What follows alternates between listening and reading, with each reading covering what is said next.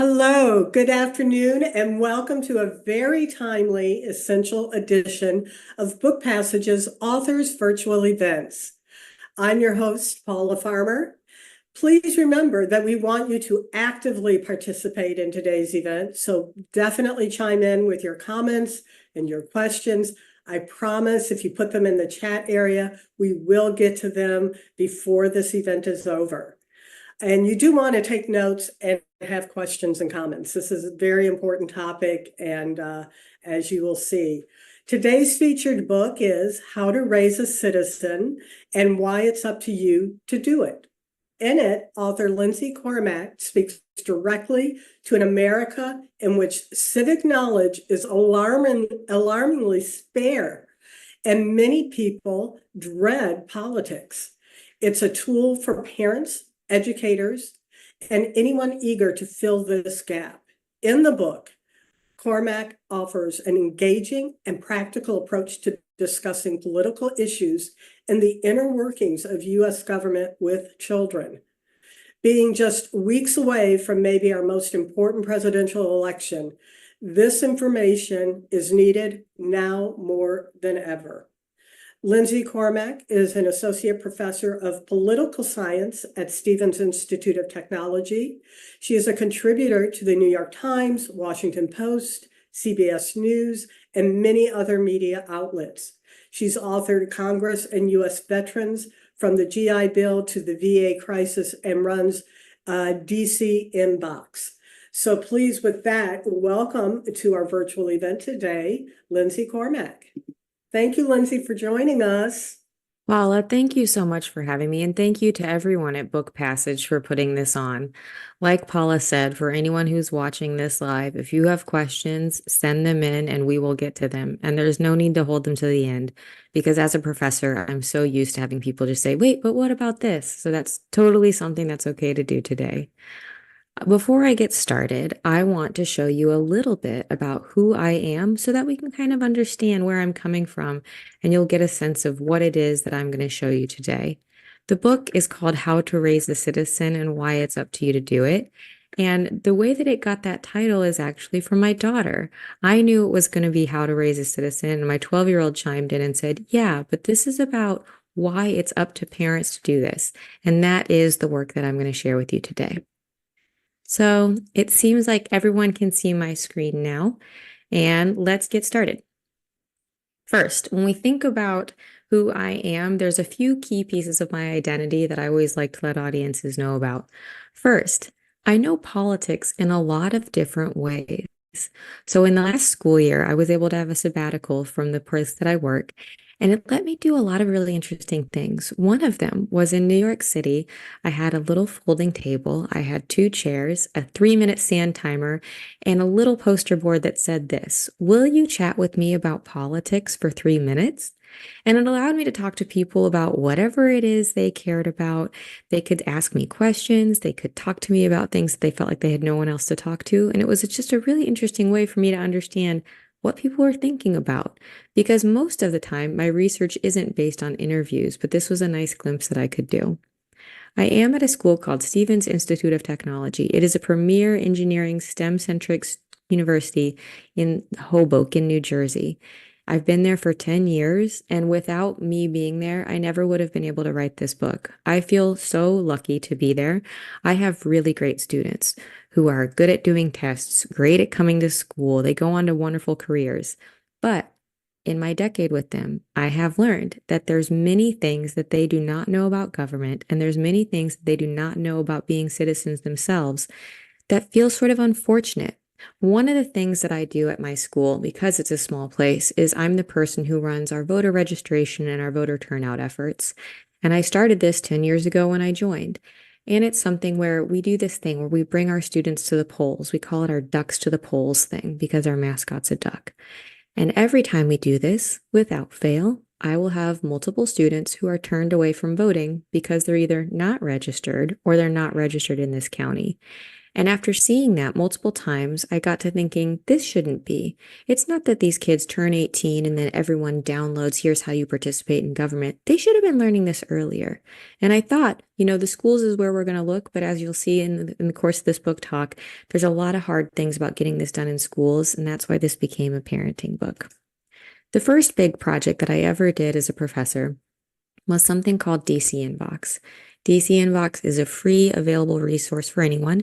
You can go right now to dcinbox.com and see what it's all about. But what this is every member of Congress, every House rep, and every senator has a budget where they're allowed to tell their constituents things that they've been doing on their behalf. So like the votes that they're taking, the roundtables that they're hosting, legislation that they're considering. But we don't have a record of this in a digital archive. In 2009, when I started this, I thought surely the Library of Congress would have taken care of this, but they hadn't. So when I was at NYU finishing up my PhD, I started this project and it exists to today. There's over 200,000 official e-newsletters that are in this database, and it's fully searchable for you to see what your member of Congress is talking about, or any member of Congress for that matter. The first book that I wrote was called Congress and U.S. Veterans from the GI Bill to the VA Crisis. And while I liked this book so much, the practice of writing, the practice of doing this research, the one that I'm going to share with you today, I think has a broader message and reaches more people. And finally, another way that I really know our politics is that I work in local government. I'm an appointed member to a 50-person body called the Community Board 8 of Manhattan. We deal with things like liquor licenses, licenses of new recreational cannabis dispensaries, things with zoning, things with schools, libraries, sidewalks, you name it. The community board is the first stop for these sorts of things because it's a very hyper-local form of government. All right, so on this topic about what our kids are learning in school, the first thing that I have to tell you is that every state does this differently. So what you're seeing right now is a map that's reproduced from the book where we talk about what are the different curricular standards that exist in the United States. Some schools will have one semester of civics. Some schools will have a year. Sometimes they'll say you have to take a test to pass the civics class. Some won't. It's all over the place. And in the course of doing this research, we found that there's sort of a modal style of delivery, but it's not universal. On average, in most of the United States, around 7th or 8th grade, our kids are first exposed to something that's like a social studies class that might be called U.S. history or world history. But that's when they sort of learn about when the United States was first settled. They kind of think about westward expansion. They might learn a little bit about founding fathers, and they might touch some of the primary documents for the first time. That's usually the first introduction throughout the United States. And then we mostly wait again until the second semester of the senior year of high school to do a class called government, or sometimes it's AP US government, or sometimes it's a civics class. But throughout most of the United States, that's the only two touch points that kids are going to get. There are some states that try to do things in a broader way. Idaho has a K through 12 civics sort of focus. New York State is just changed to have an all-in K through 12, so you're going to have civics in every year. But for most of us in the United States, as students, we only get to interact with this subject in 8th grade and then again in 12th grade.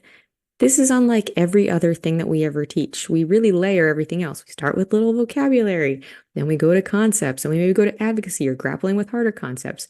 But with civics, with politics, with government, we really do a little bit too little, too late. But what I wanted to stress at first is it's different in every state, and it's even further different in every school district. It's different in independent, private, or public schools. It's different in religious schools.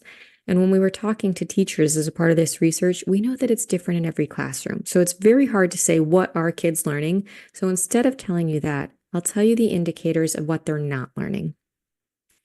What I'm showing you right here is what we call the nation's report card. And what you're looking at are three different bands of the ways that we could say that kids are understanding civics. That green top band would be an advanced achievement level on this assessment. That yellow middle band would be proficient. And then that red band is the basic achievement level. This blue line that you see running through the screen is the scores that we have had at 8th grade, which is when this test is administered, from 1998 to today. And you'll notice that there's not really much fluctuation, and it's not that great. If I were to give you the summary of all the scores, only 23% of our eighth graders are considered proficient at civics. And this is an assessment that goes into all sorts of schools. It's rich schools and poor schools and urban schools and schools that are in suburban settings and schools that are in rural settings. And cut it up in any different way, this assessment tries to get a representative sample of the United States. And we know that when we look at how kids are doing in eighth grade, they really don't know enough, or they don't know as much as we think they should. Like I said, the next checkpoint that we have is 12th grade. And at 12th grade, it's really hard to say, how much are kids learning in civics because we don't have a standardized test. We don't have something that everyone implements, but we do have AP US government. So advanced placement tests are not universally administered, but we do know about 2% of US students take the AP US government test. This means that more of them are enrolled in this class, but it's an indicator that we have to think about how good or how bad they're doing. What I'm showing you here is the 2009 scores, and you'll see that US government and politics is one of the lowest. When we think about this test, it's on a 5-point scale, and you have to have a 3 in order to get college credit for it. So what this means is that on average, the kids who sit for this test, the kids who are saying they want to opt into AP US government, don't even earn college credit for it because it's one of the lowest scoring tests that we have. This next picture that I'm going to show you is a little bit more vibrant on the eyes, but you'll have to go to the bottom and you can see that the 37th out of 38 administered tests in the advanced placement curriculum is US government, with again, the majority of students taking this test not earning a 3, not having enough credit for them to earn any college placement credit for this class. We know that there's a problem. Our kids just don't know these things. We also have indicators about participation. Now, when we look at this data, which is from the census, and the last time we had a federal election, the midterms in 2022, you'll see that of our 18-year-olds, only a little bit over a quarter are registered to vote. And when we think about what it takes to participate in politics, the very first connective piece is, can you vote? And registering to vote is a really big hurdle in that way, in the sense that once people are registered, they're far more likely to be able to do everything else, but getting them registered is a challenge in the first place. We also know that even if they are registered, our young people tend to be the least likely to turn out to vote. So what you're seeing in this graph is, again, data from the US Census and the last time we had a federal election. And on the x-axis, it goes from 18-year-olds to 85 and up. And you can see that when we think about our government, so many of my students will say something to me like, why is everyone in Congress so old? And I'll be like, well, it's a representative democracy. And if you look at who's participating, it actually looks pretty representative. So we have this problem where our politics probably doesn't feel or function as best as it could because it isn't truly representing everyone, because we don't have everyone as a part of the process. Seeing this as a college professor is something that's frustrated me for 10 years, and so I set out with research assistants to try to figure out what's happening in the schools. Why isn't this message getting across? What are the routes that we can do together to make sure that things feel better, our politics function better, and that young people can really have a foot in the system because they understand it? That's why we set out to do. So I'll tell you a little bit about how we got here. There are multiple routes to what I call our civic deficit, but I'll go over the top ones with you. The first is that it's kind of hard. Politics and government are not easy subjects. There's history, there's contemporaneous debates, there's future things that you might think about ideologically. There's a lot of different players, there's a lot of different levels. And so it is an intricate thing. Because it's so intricate, we do probably demand more attention on this to fully grasp it. And like I said earlier, we don't give the curricular time to do that. And if it's a hard subject, we're going to have to focus more on it. We also know that we have this tradition, not everywhere in the United States, but in many parts of the middle of the country and in the southern parts of the country, there's a tradition of not talking about politics. I grew up in Kansas. It's where I spent 20 years of my life. And in that time, I learned that talking about politics was sort of off limits. It sat in this taboo place of like talking about sex or drugs or alcohol or money, where it just wasn't something that happened. If we don't talk about something, we can't learn about something. We can't think about making it better. And so the idea that we have a tradition where we don't talk about politics isn't serving us and isn't making for a better politics. I also know that when we do talk about politics, oftentimes it's not in a good light. I hear parents all over the country saying stuff, like everyone in politics is a liar. They're in it for themselves. They're egomaniacs. The system is rigged. all of this message about hating politics is something that makes us opt out. It allows us the cover to not go learn more because we think it really doesn't matter. And we know that our kids learn from us. They learn from what we do and what we don't do. And if they just hear us hating politics, they're not going to go seek out more information either. This isn't just true about the discussions that we have in our homes or how we conduct ourselves as families. There's plenty of literature that documents the things that kids see as entertainment, both in media and in literature, oftentimes portray government in a negative light. If you think about some of the shows you might have watched when you were younger, maybe The Simpsons, or maybe you have kids who are watching Paw Patrol right now, there's oftentimes a mayor character, and that character is at best like a bumbling doofus who doesn't quite get through, but stuff turns out okay, or at worst, they're out to do harm to the city that they're meant to protect and serve. And so kids are getting this message that politics is negative, and we don't need to add to it in our homes. I also focus, in which I'm going to talk to you about on the next slide, is about how it's really hard to get this work done in schools. So increasingly, in the last 20 years or so, state legislatures have started to really dictate what can happen in a classroom, what topics can be spoken about, what sorts of phrases can be used, what's off limits. Now, we can have quibbles as to whether that's a good or bad policy, but the backdrop of knowing that state legislatures are increasingly tightening what schools can and can't say, or what teachers can and can't say in schools, means that teachers are operating in an environment that feels more constrained. We also know that when we think about how we measure the success of a child or the success of a school, we tend to look to what they score on the SAT and the ACT. And I spend a good deal of time in the book talking about how these sorts of assessments were created and what they were meant to do. And what they do is they assess different parts of intelligence for children, but neither one of them has a component about civics or government or politics or citizenry. The ACT did until 1987. It had a social studies component, and now it doesn't anymore. Without having these sorts of things assessed at some point, there is just less of an incentive to teach to these things. And if we have a squeezed curriculum, or if we have, like time where there's not a ton of time to get everything done, the stuff that's going to show up on these assessments is the stuff that teachers dedicate their time to, because they know that's the metric of success for students. It's also the aggregate metric of success for a school. If we think about how we get blue ribbon status, or how you get more funding, or how you get acknowledgement by your own local and state governments, it's through these scores. And these scores have nothing to do with the way that you understand government, your place in it, civics, or anything like that.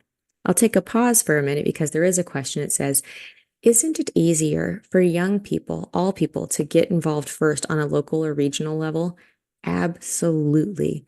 If you stay tuned for a few more minutes, that's one of the takeaways that I have at the end, which is this is where you should start, because starting from the top down is really kind of dislocating, and it's so much harder to be pivotal at that level, or it's very easy to be pivotal if you're focusing on your local level.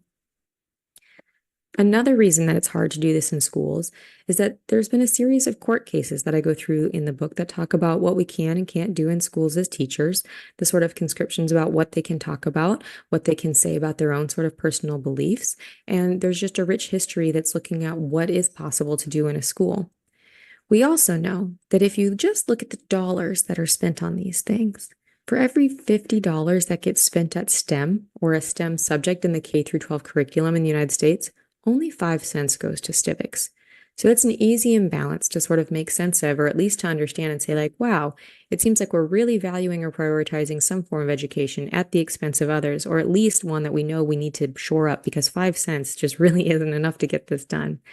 And finally, something that my research and assistants and I learned when we were interviewing teachers in nearly every state is that part of the problem about doing this work in schools right now is parents themselves. And this isn't just something that happens in red states or blue states. It happens everywhere. A lot of our teachers feel under pressure that they're going to get blowback from parents if they say the wrong thing, or if they say something that could even be interpreted wrong. And we even had a very simple example that someone said to us, which was, let's say I'm trying to teach the 3 branches of government. We start with the Congress because it's Article 1 of the Constitution. It's supposed to be, the primary legislating piece. It's a counter to a king, so it's not a monarchical system. Then we move on to the president. That's the 2nd article of the Constitution. Then we move on to the courts. That's the 3rd article. If a student comes home and says, here's how I learned this thing, a parent could hear or interpret that to say, oh, that teacher doesn't like the president. That teacher's talking about the Congress more. And then that parent might inflame a Facebook group. They might email a principal. They might email an administrator. They might badger the teacher themselves. And so the teachers that we talked to said, we want to do this work. Social studies teachers are some of the most favorited teachers that people have. But it's increasingly hard to do this work because there's a lot of oversight from parents that there hasn't been in the past. And so there's just sort of fear around maybe saying something that seems like the wrong thing, even though it wasn't intended that way. So I argue in this book that parents can and should want to be agents of change. We shape the way our kids dream. They model us. They look at what we do and what we don't do. So if they never see us vote, like if we never bring them to go vote with us, or if they never see us having a political conversation or having something where we're trying to advocate for the change in our community, then they're not going to get the message that they should do that. We should model this behavior for them because we want behavior like this. We want people to care about communities. We want people to be leaders. We want people to think about how they can make the world better. But we have to do that ourselves as parents so that our kids can kind of get that message. I also know that kids do politics, and so do you if you have kids. If you've ever seen kids on a playground when they're trying to say, like who gets to go on the swings, who gets to do the slide first, what if they're going to have a role-playing game, what's fair, what's not fair, they do politics. And even if you have a child who's playing video games at home, they're also doing politics. They're doing collective decision making. They're determining allocations of research. They are capable of learning these things, and they show such a budding interest for it, even at a very young age. I also know that no one likes playing a game that they don't know the rules to. And something that I see with my college students is not that they don't care about these issues, it's that they don't quite know how to channel their care into something that can make sense and change the world. They don't necessarily know what the levers of power are to pull on or how to even use their own power. And part of that is they don't always know the rules of the game that they're playing because they oftentimes haven't been exposed to it in school. I also know that our politics can only get better with more attention. Everything gets better with more attention. I kind of like to think about this as if you had like a medical emergency. If you had something that you didn't understand medically and you were like, I have to figure this out to get better. Usually you talk to your doctor, you might talk to a second opinion, a doctor for a second opinion, a nurse, someone who's had it, whatever, but you have discussions. If our politics doesn't feel like it's going well for you or you don't like where everything's going, then we need to talk about it more. We need to pay more attention, not less attention. I also know that everyone wants their kids to be as powerful as possible, as healthy as possible, and as successful as possible. And if our kids understand the government system that they're graduating into, they are set up to be more powerful. If they understand, oh, here's the limits of things, then they are set up to be more mentally healthy. We know that disinformation and misinformation can really take root if we don't have an ability to understand what the system is in the first place. If you don't have the guardrails in your brain about what's possible, what's not, it's easy to get really scared about something or to be outraged about something. But if you understand the system that's underlying it, you probably can't be as deceived because you'll say, like, wait a second, that's not quite how I understand this. I also know that when we think about wanting our kids to be successful, for a lot of us, it's going on to college. And so part of the book talks about how having your kids getting involved in civic society or in politics, whether that be on a campaign for a candidate or maybe working in an office after someone's been elected, that is a pro-social signal to college admissions officers. That says you have a child who cares to learn new things, who cares about their community, who tries hard, who's pro-social. These are all qualities that colleges want to select for, so those are good signals. We also know that every college and university loves to have relationships with elected officials. If you have something with elected officials that are at the federal level, that's great for things like NSF grants. If you have a child who's worked with a state politician, that's wonderful. There's plenty of things that happen at the state level that affect how our politics operate and how our schools work. If you have a local politician that you've done work with, even better. Because when we think about how universities want to have different zoning, maybe they want to expand, maybe they want to build more buildings, these are all relationships that they want to have. I'll take a pause here because we have another question from Gerard. Gerard asks, when we have such a divisive political scene, how can we encourage our children that voting is important? If the adults in the room are far apart, it must be discouraging. So I empathize with this. If adults in the room are far apart, it probably is discouraging. If they're seeing something that seems like a fight or something that's overly negative, that probably doesn't feel that good. But encouraging them to vote isn't necessarily encouraging them to have the same political opinion as you. And in a minute, I'll get to how partisanship plays into this, and hopefully that'll take the temperature down in the way that Gerard's sort of asking about. The final thing that I'll say about why parents should want to do this work is that it benefits us. The idea that you can have a relationship with your child where they understand more about you because you're willing to have conversations about politics or government, that's actually a really beautiful thing. It's a way to have a robust relationship, and you're going to understand things about them, and you're also probably going to get better at your own politics because you have a little person watching you who's looking for you to model information-seeking behavior, trying to figure stuff out. I'll give you a note on partisanship, which I'm glad I got here, Gerard, right now for you. Partisanship is inevitable in national politics. We just know this. It's not inevitable at all our local levels. It's pretty inevitable at state levels, but partisanship is part of the game. But raising a partisan is very different than raising a citizen. And I like to think about it as if we're all raising athletes. In politics, we really are all athletes, whether we like it or not. And as parents, if we want to raise good athletes in whatever sport you pick, we first teach them the rules. And then we play little practice games with them. We do conditioning drills with them. If we wanted to teach them how to be really good fans, we might teach them like the lore of a team or maybe the chants, the colors that they're supposed to wear. But that doesn't make them better at playing the game.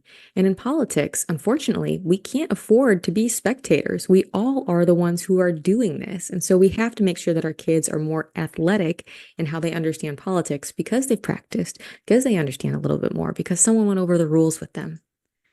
I also know that a lot of us as parents say, the whole reason I had kids is so I could have another little generation that they'd have my values, they'd see the world in my way. But when it comes to partisanship, that probably isn't the goal that you should strive for. Instead, it's better to just give them the tools of understanding what our government is and let them develop their own agency. We know that the parties change, the personalities change, and even the underlying ideologies of the parties are fluid. And so if our kids understand the system, we have to trust that they will be able to figure out which party or which politician best matches them in the same way we were able to figure that out. And I'll also tell you that even if you think, I really want to raise a little Democrat or I really want to raise a little Republican, the research on this is very mixed. It comes down to about a coin toss as to whether or not you're going to get the outcome. 50% of the time in households that really stress their politics, you get kids who kind of look like you. You'd have successfully raised a little partisan that sees the world your way. But 50% of the time, you get kids who either rebel or turn off to politics altogether. And so it's not even clear that that should be the goal. And in fact, if you were to raise someone who had a different politics than you, that's actually a symbol of success, not necessarily of failure. That means that you still have a cultivated home that has love in it that said, okay, we can talk about these issues. We aren't necessarily going to agree on all these things, but guess what? That's fine.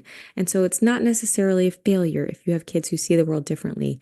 It's actually pretty possible that you will.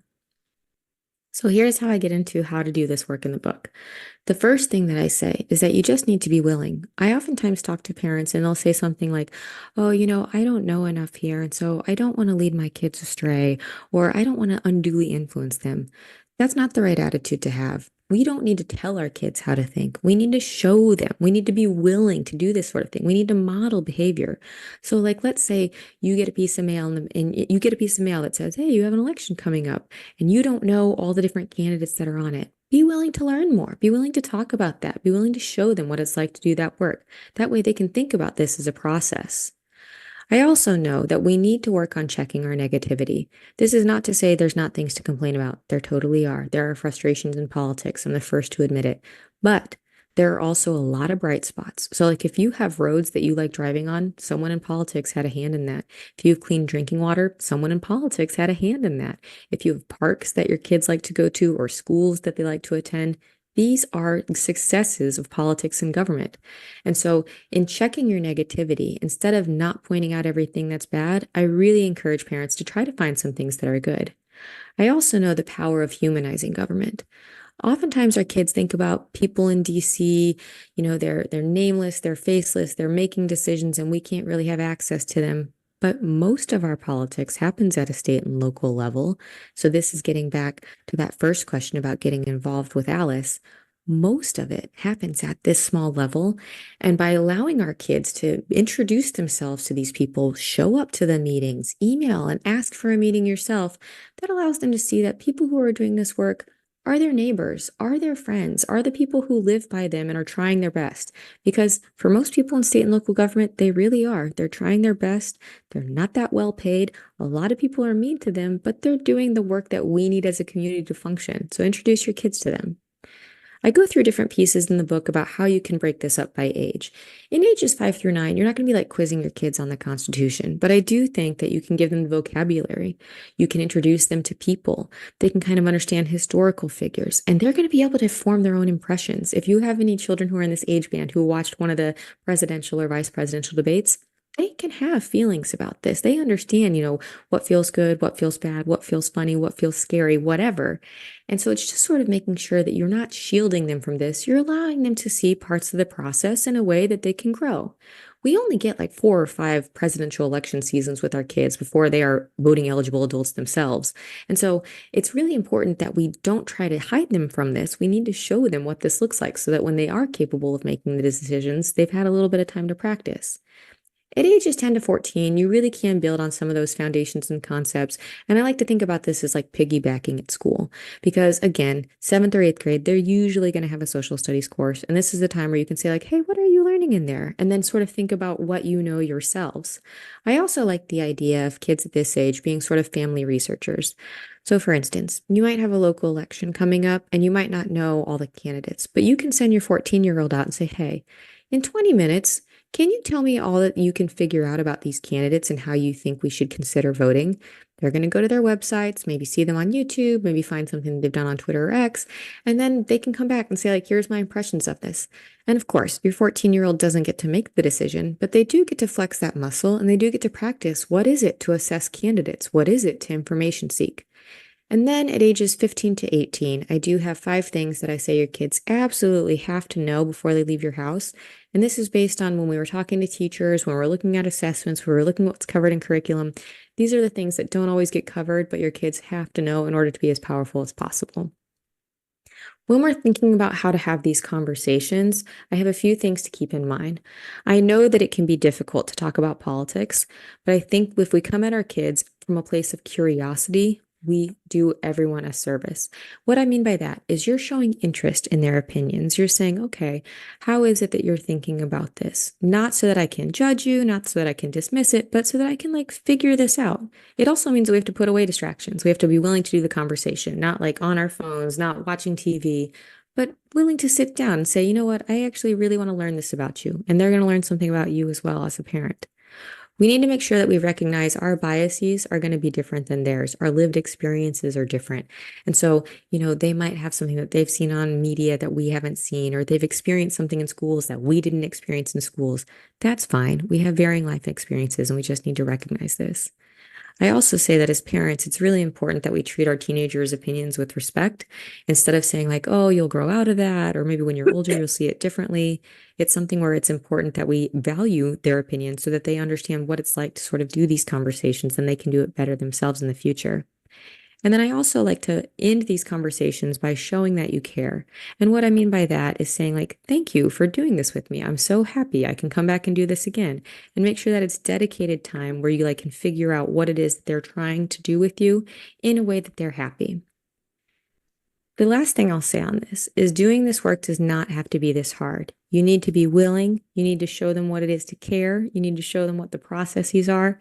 Check your negativity, and then make sure that you introduce your kids to some politicians so that they can see these people. They can also see these spaces of government, and then they can really understand what their role is in it or what they're going to graduate into and aspire to. I'll get to that final question, and then we'll go back to Paula.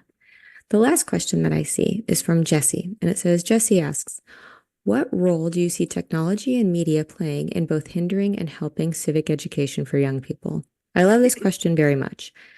I will say in the ecosystems that I exist in online spaces, in social media spaces, there is plenty of good work that's happening in the civic discourse world. There's plenty of people who are trying to make sure everyone knows about what are the voter registration deadlines, when is early voting happening, where is your poll place located. So I think there's a lot of information out there. On the negative side of things, I know that we live in a very cut up media environment where the things that I see are not going to be the same things that Jesse sees. They're certainly not going to be the same things that my own 12-year-old sees. And so sometimes it's really hard to have a conversation with someone because you don't know what their inputs are. You don't know what it is that they're seeing or hearing.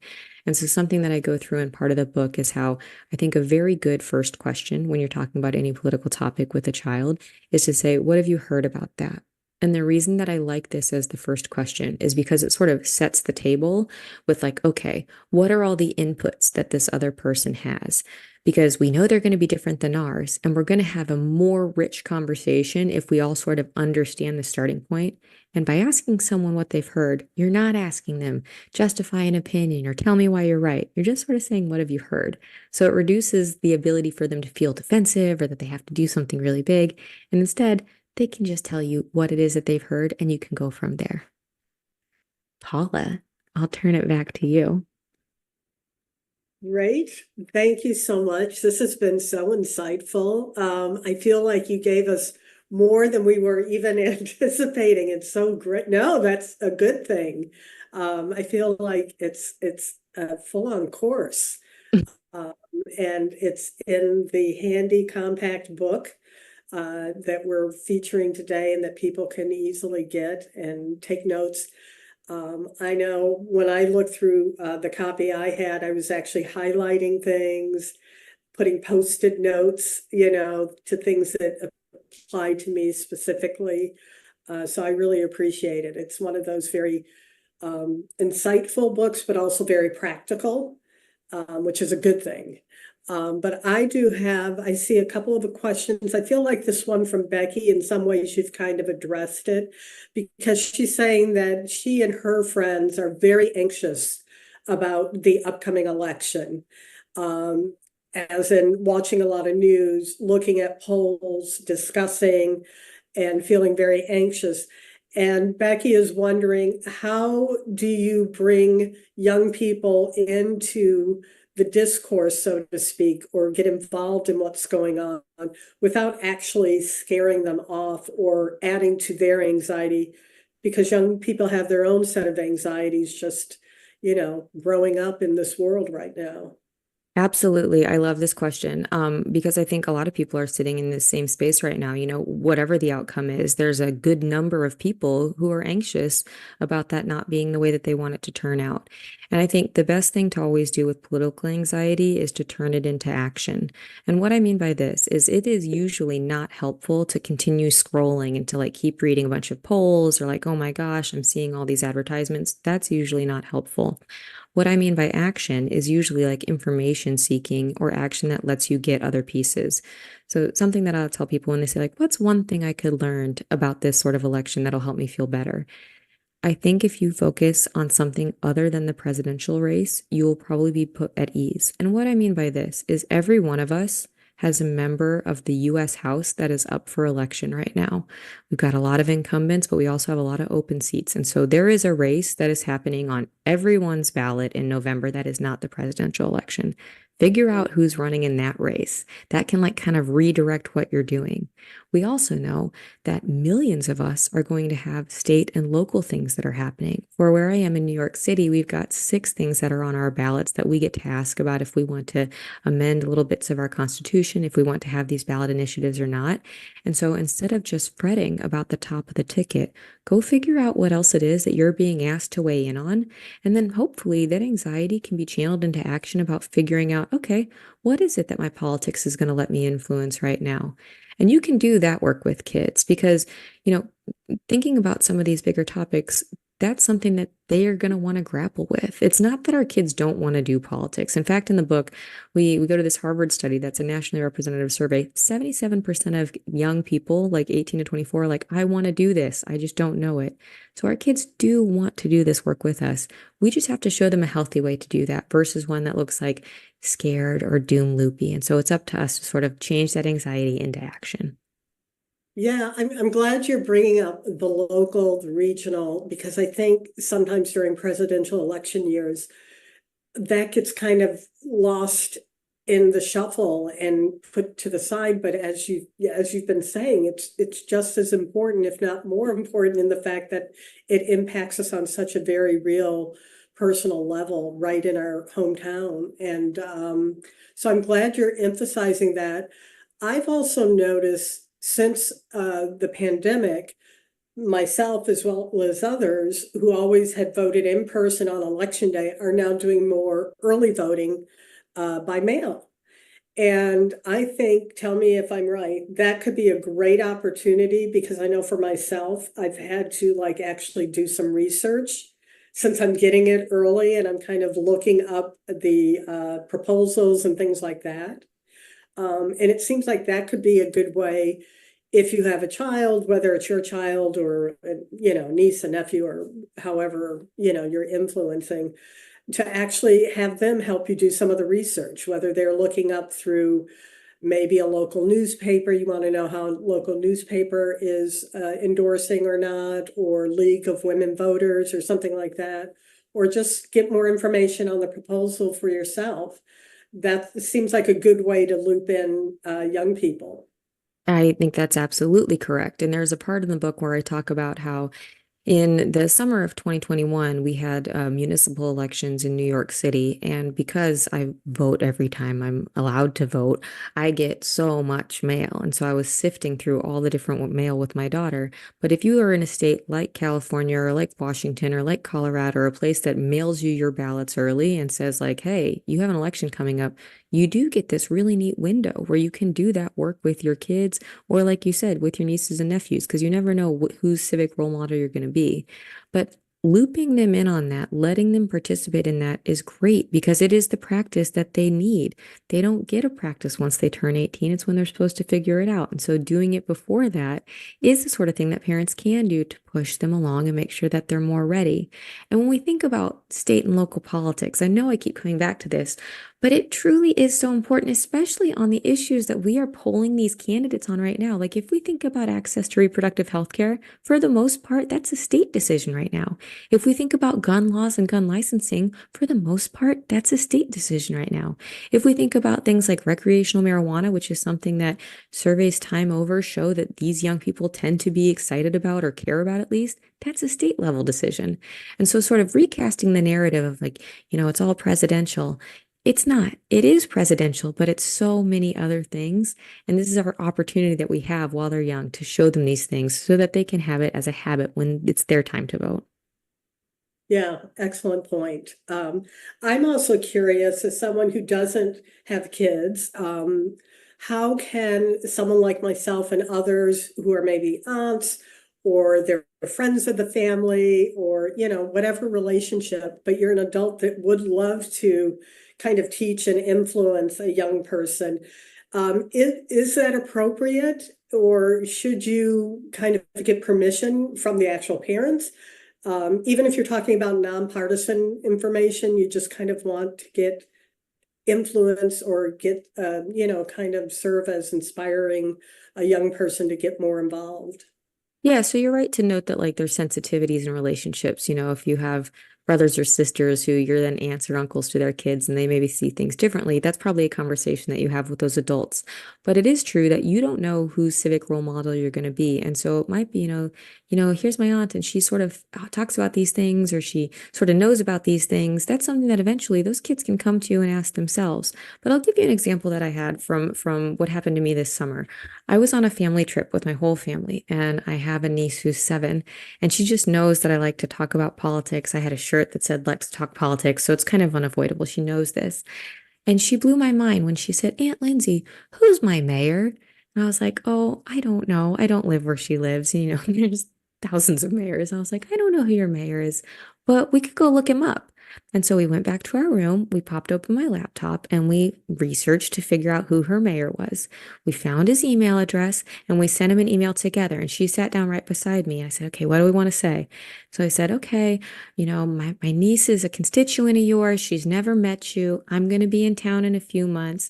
Could we set up a meeting? And in a week's time, he got back to us. And then in September, her and I were able to go meet her mayor, and she was able to shake his hand and feel excited that she was connected to someone who was doing the work in her town. And I was like, that's great. And that's something her mom and dad weren't going to take on, but they know that like I'm the aunt who cares about this. And so it's that ripple effect of not knowing whose civic role model you're going to be. And as long as you're doing it from a place of like, let's learn more versus both the same way I say, it probably shouldn't be a problem because we all want our democracy, our Republican form of democracy to function better. And working towards that isn't necessarily a partisan thing. Yeah, that's very good points. And I've got to say, between being sometimes in the California liberal bubble and the New York liberal bubble, it's hard to believe what you said at the beginning, or I guess I said in the intro of your book, that actually there isn't a lot of discourse between parents and their kids or just adults and young people about politics, that it's actually become more kind of taboo because, around certain areas, it's like that's all people seem to be talking about. But I'm so glad you pointed that out, that there's actually more statistics that show that there is a lack of conversation around politics with young people. That's right. The last nationally representative survey that sort of asked about this found that only 25% of 18 to 24-year-olds reported that they had an intentional conversation about politics with their parents. So that means a lot of kids are getting out of their house having never done that. And my presumption is that the parents think that maybe it's going to happen in schools or maybe they're going to do it with their friends. It's not their responsibility. But I think when we kind of look around right now, we are the parents in the room. We are the adults here. If we want things to get better, we kind of have to take on fixing it. And that's one of the reasons why I wrote this. Well, thank you so much, Lindsey, for writing it and for being on this book passage event. I think it's so important, such a timely message that I feel like is also timeless. Like, even if we weren't having such a heated, important national election coming up, it's just always a good time to get young people engaged in the process. So thank you for being that person who wants to talk about it and get other people talking about it. Thank you for watching this. For those of you who joined us live, we love you. And we also appreciate those who will be joining us later. Whenever you're watching this, know that you can click that button below and actually get an order in on this book, How to Raise a Citizen.